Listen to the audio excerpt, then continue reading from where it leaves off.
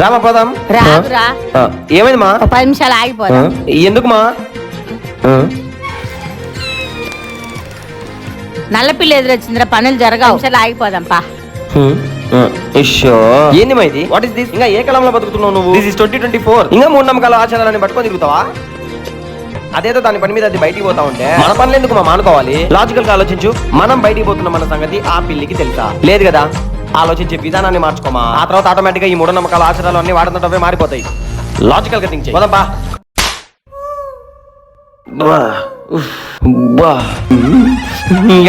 ఎవరో ఈ నల్లపిల్లిని తోలింది అసలు ఇది.